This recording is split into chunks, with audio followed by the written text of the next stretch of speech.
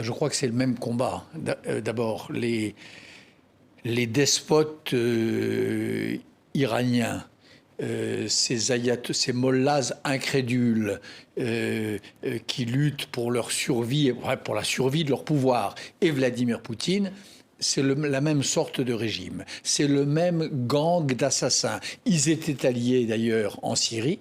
C'est eux qui, ensemble, ont mené ces effroyables massacres sur lesquels nous avons fermé les yeux, que nous avons laissé s'opérer. Et c'est peut-être d'ailleurs à cause de cela que nous voyons aujourd'hui ce que nous voyons en Ukraine. Donc, Iran, Russie, même combat du point de vue de la dictature. Et puis, inversement, c'est vrai que ces femmes iraniennes qui prennent tous les risques, qui affrontent des policiers, des bassidjis ou des gardiens de la révolution qui s'opposent à elles à armes réelles, à balles réelles, ces femmes-là, elles sont les sœurs dans l'esprit, les sœurs d'armes de ces femmes ukrainiennes ou de ces hommes d'Ukraine que nous filmons avec ma petite équipe depuis maintenant plusieurs mois.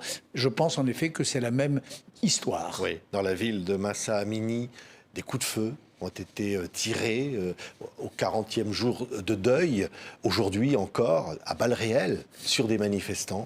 Exactement.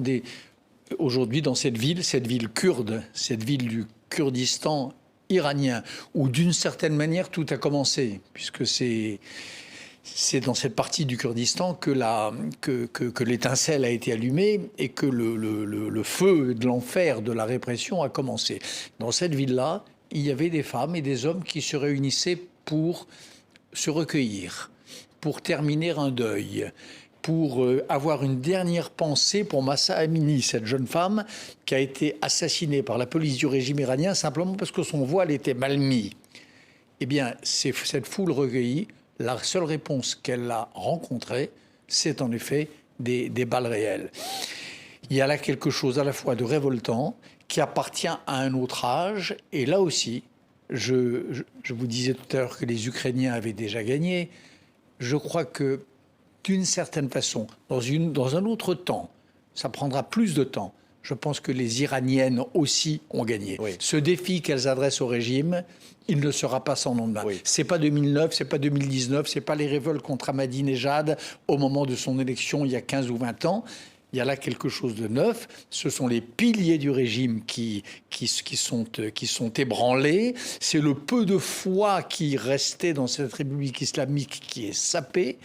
Et il y a vraiment un vent de liberté qui balaye en ce moment l'Iran. Moi, c'est ainsi qu'à distance, pour le coup, là je ne suis pas sur le terrain, c'est ainsi que je vois les choses. Oui.